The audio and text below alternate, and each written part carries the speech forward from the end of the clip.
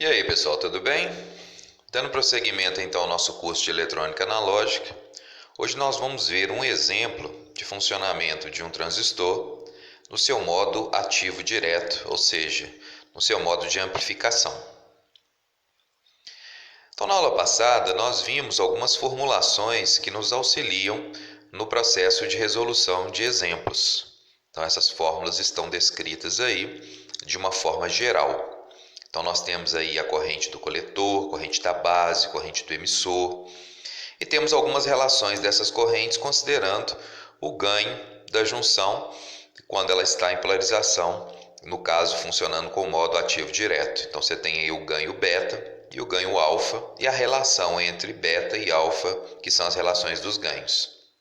Além disso, nós temos a especificação aí da tensão térmica que nós vamos utilizar, que é na ordem de 25 milivolts, a temperatura ambiente, que a gente considera no caso do ensaio de 25 graus. Então nós temos aí algumas formulações que nos auxiliam na solução do problema. Então vamos ver o nosso primeiro exemplo. Dado o circuito abaixo, verifique as condições para que tenhamos uma corrente de 2 mA circulando pelo coletor. Isso quer dizer então que a gente pretende ter uma corrente de 2 mA e C, que é a corrente do coletor, sobre o resistor RC ali que a gente pode observar à direita. E que a tensão de coletor seja de 5 volts. Então a tensão de coletor é em relação ao polo do coletor para o terra. Então a tensão do polo do coletor para o terra na ordem de 5 volts. Ainda foi dado que, sabendo-se que o transistor tem ganho de 100, então ele está nos dando o ganho beta. Então o ganho do transistor beta é de 100 vezes. E VBE de 0,7 quando a corrente do coletor é de 1 mA. Então ele nos deu também que a tensão base emissor ela é de 0,7 volts quando a corrente no coletor é de 1 mA. Isso vai nos auxiliar a determinar qual vai ser o valor de VBE quando a gente tiver a corrente de 2 mA, que é o que a gente quer projetar o nosso circuito para ele ser capaz de atender essa demanda. Então, retirando as informações principais e convenientes do nosso processo, nós podemos observar o quê? Que a corrente no coletor que a gente procura é de 2 mA, a nossa tensão no coletor é de 5 volts, o beta é de 100 e o VBE é de 0,7 volts quando a corrente no coletor é de 1 mA. Então nós vamos redesenhar o nosso exemplo para ficar mais fácil o processo de visualização e para que a gente possa acompanhar as polarizações que nós vamos ter da junção. Então lá em cima está escrito lá o mais 15 volts no coletor. Então, se nós trouxermos isso aqui para a nossa fonte, como nós podemos observar aí nesse desenho reescrito do lado direito, nós temos o positivo em cima e o negativo na outra junção, que é no caso a base. Então a base está no terra, consequentemente o negativo. Já a nossa fonte que está alimentando o nosso emissor, ela está com menos 15. Consequentemente, se ela tem menos 15, então nós temos a polaridade negativa entregue ao resistor de emissor. E, consequentemente, o positivo na base, fazendo com que a gente tenha ali uma junção que está diretamente polarizada, pensando num transistor NPN, que é o que a gente está observando aí. Então a seta está saindo, então esse transistor é um transistor NPN. Quando a seta está entrando, é um PNP. Ok, então vamos ver a polarização então das nossas junções. Então, se a gente olhar a parte de cima, nós temos aí o coletor, onde a gente está escrito ali, ó, V do coletor igual a 5 volts. Então, nós temos positivo ali, 5 volts. Consequentemente, o material N está com positivo, então ele está reversamente polarizado. Já que o material P, que é o material da base, vai estar negativo. Então, esta junção PN está reversamente polarizada. Já a junção de baixo, nós podemos observar que o positivo está na base e o negativo está no emissor. Então, o negativo no material N e o positivo no material P. Então, consequentemente, a nossa junção está diretamente polarizada.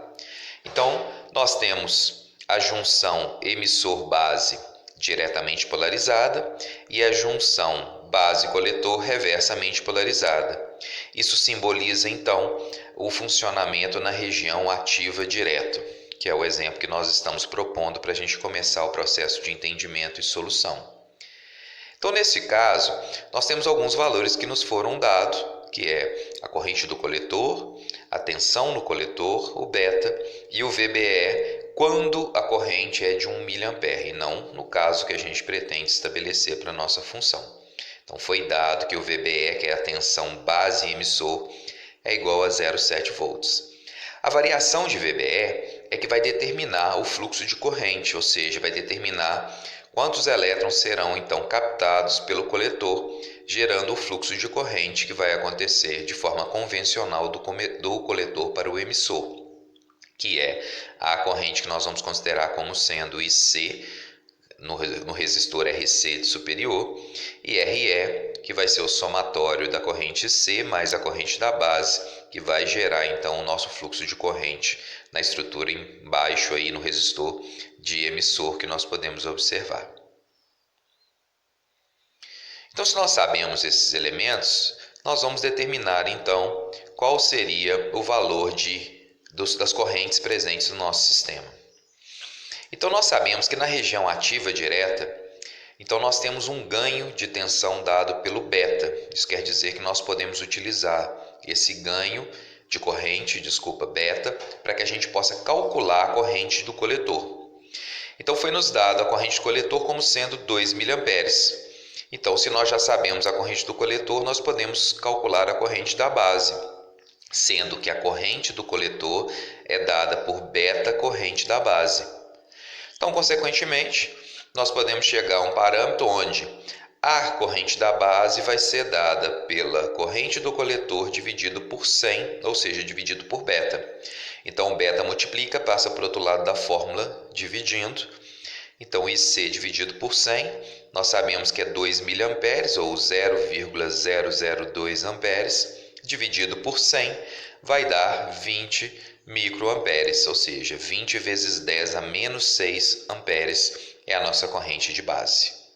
Se nós sabemos a corrente de base e sabemos a corrente do coletor, é possível então também determinar qual que é a corrente do emissor. Então, a corrente do emissor é a corrente do coletor mais a corrente da base. Então, nós teremos 0,002 mais 0,402. Então, vai dar 0,00202 ou 2,02 mA, que vai ser os 2 do IC mais os 0,2 mA da corrente da base que nós acabamos de calcular. Então, nós determinamos todas as correntes presentes no nosso circuito. Nós já sabemos o valor de VC, que é o valor da tensão sob o coletor, como nós podemos observar naquela figura anterior e também expresso aqui de forma menor nessa figura do nosso lado direito. Nós sabemos que a fonte que alimenta esse processo ela tem 15 volts. Então, se nós sabemos a fonte, sabemos o valor sob o terminal de VC, então nós conseguimos determinar qual que é a corrente presente nesse sistema, porque nós fizemos isso a partir dos elementos de C e beta. E, consequentemente, nós temos como calcular a queda de tensão e qual é a resistência presente nesse sistema. Então, nós sabemos, pela lei de Ohm, que a tensão é igual à resistência vezes a corrente. Nós temos a corrente, nós temos a tensão, então nós podemos calcular a resistência presente nesse sistema. Então, a resistência é dada como sendo a tensão dividido pela corrente. Mas a tensão sob o resistor, ela vai ser a queda de tensão sobre esse sistema.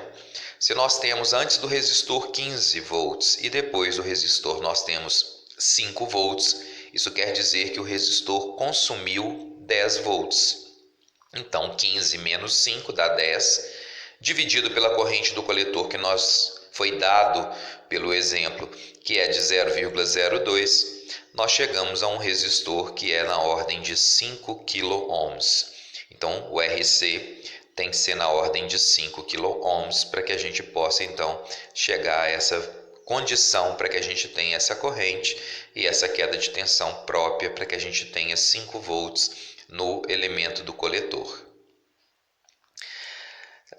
Um outro dado foi que a tensão VBE, ou a tensão base emissor, é 0,7 volts quando a corrente do coletor é de 1 mA. Nós temos uma fórmula que determina que a corrente do coletor é a corrente de saturação exponencial da VBE dividido por VT. Então nós vamos calcular qual vai ser a nossa corrente de saturação ou qual é a corrente de saturação do nosso dispositivo. Num caso prático, nós podemos conseguir esse valor no datasheet do componente. Não é necessário que a gente faça esse cálculo. Mas nesse exemplo aqui nós não temos a descrição do componente, então nós não temos como saber qual seria então a corrente de saturação. Consequentemente, se foi dado que o VBE é de 0,7 volts quando a corrente é de 1 mA, então é possível que nós façamos esse cálculo.